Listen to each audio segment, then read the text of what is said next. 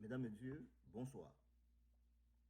Bienvenue dans ce premier journal de Costo TV, une initiative qui se veut d'information, de conscientisation, dans le but d'améliorer la vie en société.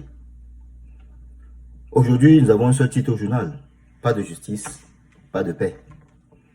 Pas de justice, pas de paix, c'est une phrase aussi simple que bonjour, qui nous rappelle simplement que le maintien de la paix dans nos sociétés, dans nos maisons, dans nos civilisations, ne peut se faire de manière propre et durable que par la résolution des injustices flagrantes qui nous affectent. Oui, après plusieurs observations et plusieurs recherches, nos équipes de Costo TV ont pu constater que, pour la plupart du temps, les situations de conflit que nous connaissons dans nos sociétés, dans nos civilisations, même dans le monde entier, ont une cause liée aux injustices non résolues. Et nous pouvons donner plusieurs exemples, même les deux guerres mondiales, et plus particulièrement la Première Guerre mondiale. L'assassinat d'un prince héritier a été à l'origine de cette guerre. C'est une situation d'injustice. Et à ce jour, nous connaissons encore beaucoup d'injustices dans nos sociétés. Il n'y a pas de société parfaite, ça nous le savons. Il n'y a aucune société parfaite. Toutes les sociétés se battent pour parfaire leur manière de faire. Et de génération en génération, il en sera ainsi. Pas de justice, pas de paix est un leitmotiv qui doit nous interpeller tous pour que nous soyons toujours les oreilles attentives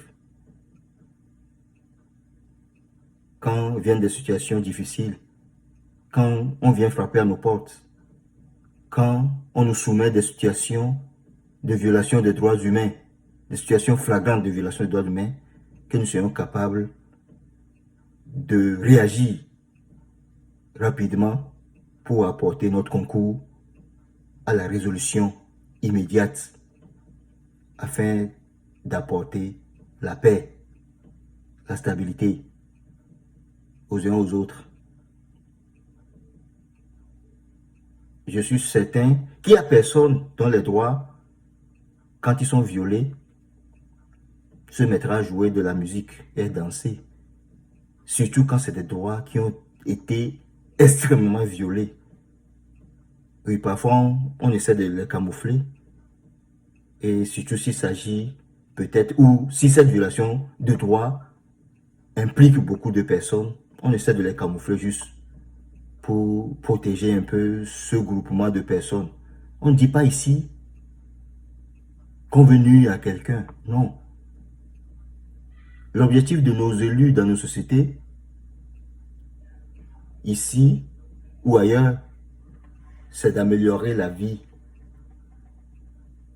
de la société ou dans la société.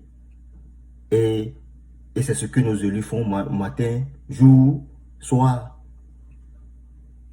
en format des projets de loi.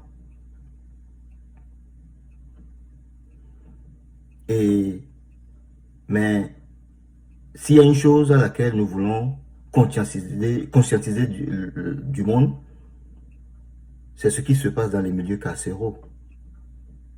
Et beaucoup de personnes sont jetées dans les prisons, dans les milieux carcéraux, pas parce qu'ils ont commis des crimes. Oui, beaucoup, beaucoup. Je pense que nos élus devaient peut-être faire une enquête et de temps en temps visiter ces milieux, questionner du monde. Ce n'est pas forcément des criminels qui vont en prison. Non. Ce n'est pas forcément des criminels qui vont en prison. Parfois, des gens sont en prison parce que certaines personnes ont été corrompues, ou bien des juges ou des avocats ont été corrompus et les ont jetés là-bas, ou bien ils ont un intérêt à les jeter là-bas, ou bien ces personnes n'ont pas eu suffisamment de moyens pour faire face aux causes qui les incombaient. Et sont obligés, donc, bref, de subir, par manque de moyens, des préjudices au profit, peut-être des criminels qui ont plus de moyens et qui les ont jetés là-bas. Donc, ce sont des choses qui arrivent. Nous ne disons pas que c'est régulier. Non, nous ne disons pas que nos systèmes de justice ne sont pas efficaces. Ce n'est pas ça que nous sommes en train de dire. Parce que les situations d'injustice qui arrivent, ce sont parfois des cas spécifiques, des cas rares. Parce que personne ne veut vivre dans l'injustice. Ça, nous le savons. Il n'y a personne qui veuille vivre dans l'injustice. Mais quand la situation d'injustice arrive, il faudrait quand même avoir la tendre d'oreille, ouvrir son cœur, ouvrir vos portes et amener les gens à vous les exposer. Parce que ce sont des situations parfois graves qui peuvent engendrer d'autres situations plus tard. C'est pas, nous ne parlons pas non plus de soulèvement populaire, non.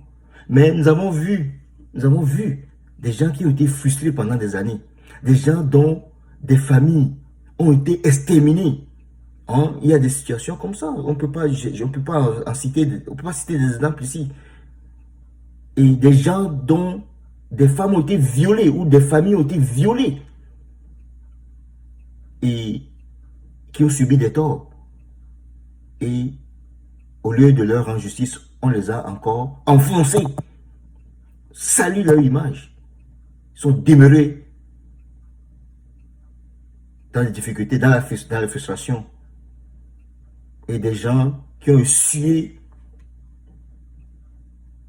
de près la mort. Mais par la grâce de Dieu, ils ont pu s'en sortir. Et personne, lorsqu'ils en parlent, ne fait rien pour les aider.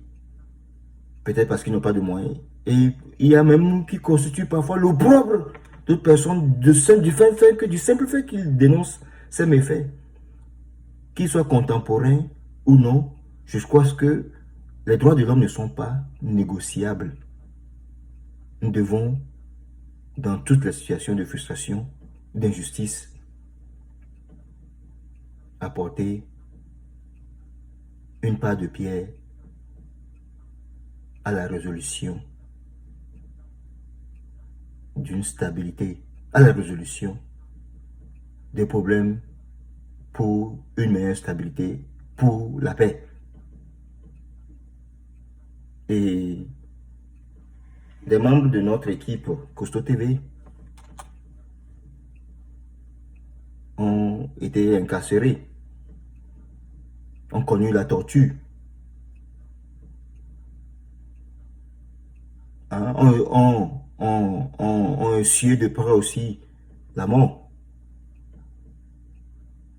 Mais ce sont des cas rares. C'est sûr, dans une société où nous sommes, où les gens se battent, hein, sont à pied d'œuvre pour la perfection du système judiciaire, pour la perfection de la justice.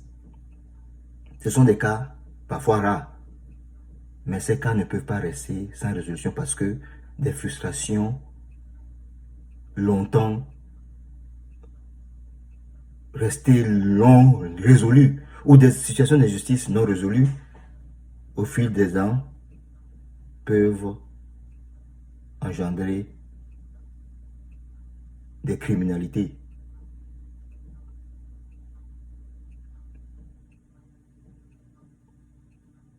Oui, des gens qui ont été parfois, qui ont subi parfois des injustices, nous allons voir, et puis très souvent ce qui arrive, c'est que c'est des innocents qui subissent les torts. Vous voyez, quelqu'un qui a été frustré pendant des années, hein, qui a vu des membres de sa famille détruits, qui a vu hein, beaucoup de méfaits, des injustices hein, extrêmes qui ont été commises à son endroit.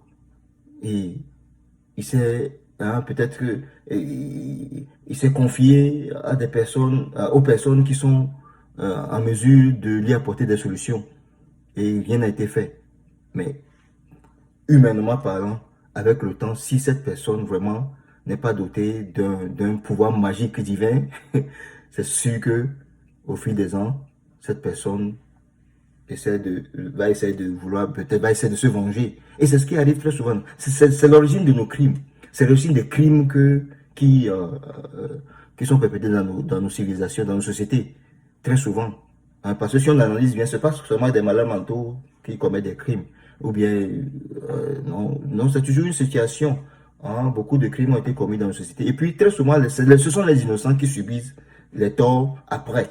Et finalement, ça finit par peut-être des fusillades, on va tuer la personne qui a peut-être subi l'injustice et qui, parce qu'elle a réclamé justice pendant des années, et on a camouflé les affaires, les histoires, parce que les gens se disent, ben, si cette histoire émerge, ah, nous allons être punis, etc., etc. Non, il faut, je crois, nous avons le devoir de pouvoir justement émerger, faire émerger en surface tout ce qui a été englouti pendant des années, que ce soit des situations d'injustice contemporaine ou pas, ça requiert une réparation, une certaine forme de réparation. Nous prenons juste un exemple banal hein, pour un peu élucider hein,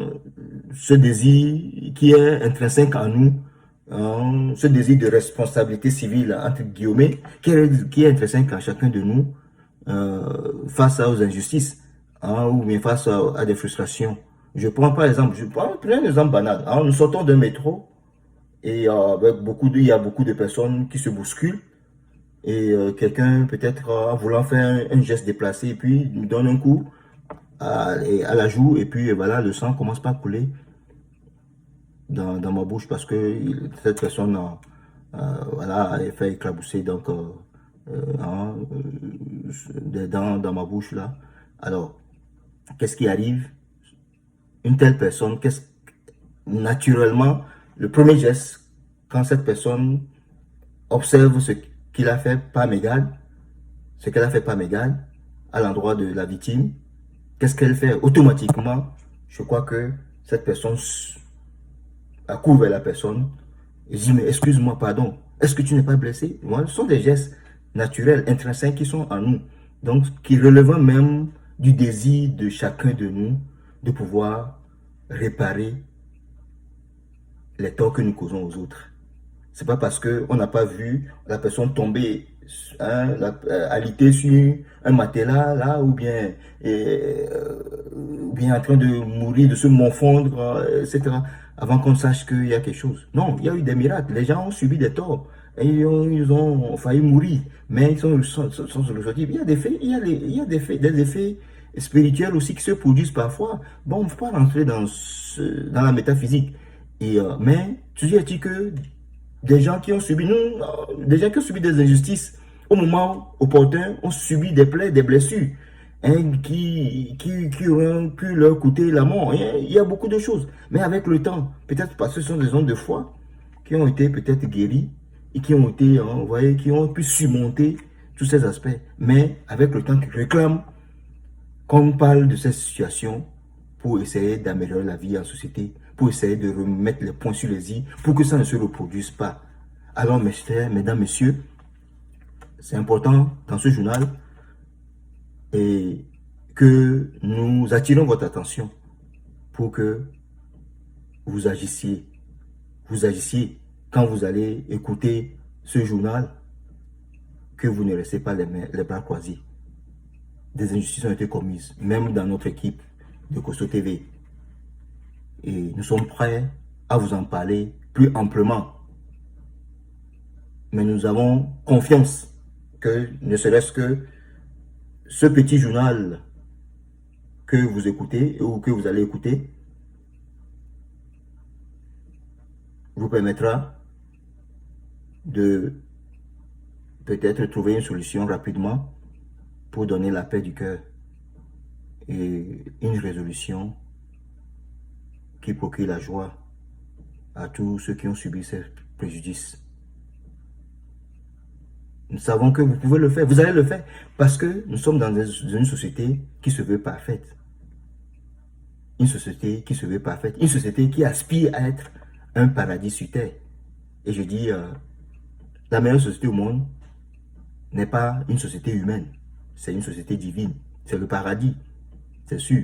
Mais les sociétés humaines qui se veulent parfaites, je crois que commencent d'abord par éliminer les injustices. Parce que Dieu est un Dieu de justice. Nous devons résoudre des situations d'injustice. Tous ceux qui ont déjà entendu des situations d'injustice, qui ont frappé leurs oreilles, que ce soit pas à travers ce que nous disons ou d'autres situations, il est temps que vous réagissez et que vous nous appeliez à l'ordre. Nous allons vous les révéler.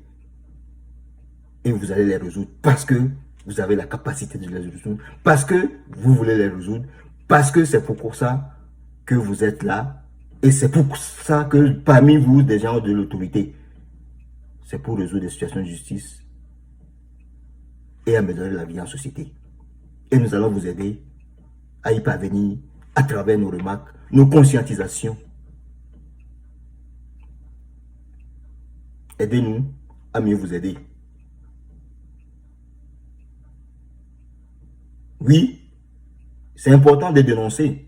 Même les autorités nous diront, ou bien des gens qui sont dotés d'une certaine autorité vous diront, dénoncer les situations. Oui, dénoncer. La dénonciation n'a pas pour objectif de détruire qui que ce soit. Non. Mais la dénonciation, c'est une manière de faire entendre une situation qui n'est pas normale et qui doit être résolue. La dénonciation, le premier objectif de la dénonciation n'est pas la destruction, mais ceux qui s'opposent à la dénonciation, c'est certainement ceux qui ont commis ou commettent des méfaits et qui ne veulent pas que ça soit résolu. Très souvent, c'est eux qui s'opposent aux dénonciations. Et mais quelqu'un qui est frustré pendant longtemps, qui a subi des injustices pendant longtemps, ne peut pas garder silence toute sa vie. Non, ça finit pas toujours émerger à la surface. Ça finit toujours par être dénoncé. Et c'est en ce moment donné qu'on commence par avoir des oppositions.